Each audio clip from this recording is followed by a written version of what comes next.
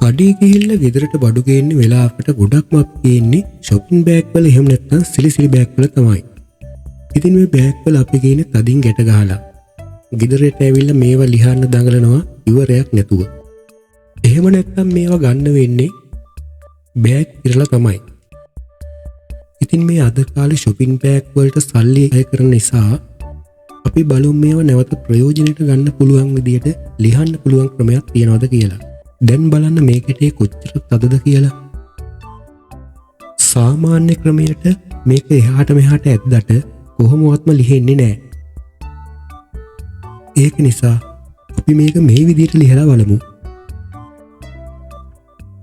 මේ shopping bag එකේ දෙපැත්තට ගැට ගහලා තියෙන කෑලි දෙකේ ඉතුරු කෑලි දෙක මේ විදියට හොඳින් අඹරන්න ඕන.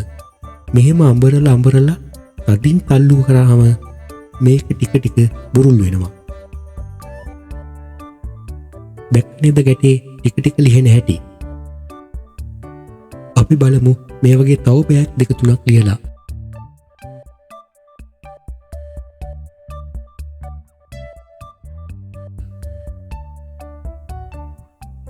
දැක්ක නේද? හරිම සරලයි. ඉතින් ඔයාලත් මේ ක්‍රමය අනුගමනය කළා නැවත ප්‍රයෝජනයට ගන්න පුළුවන් විදියට shopping bag පාවිච්චි කරන්න.